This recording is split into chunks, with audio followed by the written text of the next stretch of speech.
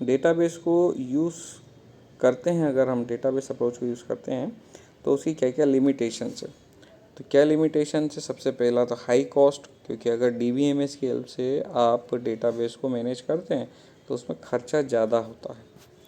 फिर अगला पॉइंट आता है सिक्योरिटी एंड रिकवरी ओवरहेड्स। तो यहाँ पर मेनली आपको जो है वो पॉइंट से याद करने हैं, ज़्यादा डिटेल में अगर उसमें जाते हैं तो फिर आप अपने हिसाब से लिख सकते हैं, बट मेनली इसमें यहाँ पर पॉइंट्स इंपॉर्टेंट होते हैं। अब जैसे सिक्योरिटी एंड रिकवरी ओवरहेड क्या होता है, तो unauthorised user access to the database. Security के बारे में तो आपको पता है कि अनऑथराइज्ड यूज़र आपके डेटाबेस को एक्सेस नहीं कर सकता है, ठीक है।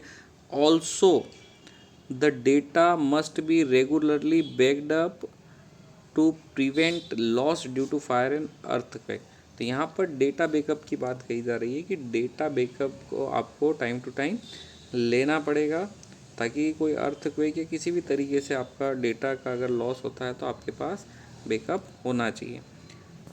Hence, the DBMS approach is usually not preferred.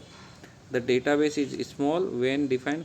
तो यहाँ पर ये कहा गया है कि अगर आपका डेटा छोटा है और सिंपल है तो आपको DBMS अप्रोच की ज़रूरत नहीं है। अगर आपका डेटाबेस बड़ा है तो आपको DBMS अप्रोच यूज़ करना है, क्योंकि यहाँ पर खर्चा ज़्यादा आता है। खर्चे की बात हो रही है यहाँ पर, और यहाँ पर बहुत सारी टेक्निकलिटीज़ भी है, बट यहाँ पर खर्चों की बात हो रही है कि सिक्योरिटी और रिकवरी ओवरहेड्स, मतलब इनमें भी बहुत सारा खर्चा इन्वॉल्व रहता है। और यहाँ पर अगर कॉस्ट की बात करें तो the cost of the implementing DBMS system is very high. DBMS approach को यूज़ करना थोड़ा खर्चीला मामला, थोड़ा कॉस्टली है वो। It is also very time consuming process. यहाँ पर खर्चा तो होता ही है, कॉस्ट तो ज़्यादा लगती है, साथ में टाइम भी ज़्यादा लगता है। Process which involves analysing the user requirement, मतलब यूज़र की रिक्वायरमेंट लो, उसको डिज़ाइन करो, फिर प्रोग्रामर उस पर कोडिंग करेगा, स्पेसिफिकेशन लगाएगा, इसमें काफ़ी समय जाता है।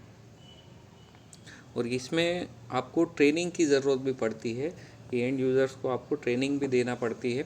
तो यहाँ पर खर्चा तो है ही, कॉस्टली तो है ही, साथ में यहाँ पर टाइम कंज्यूमिंग भी है।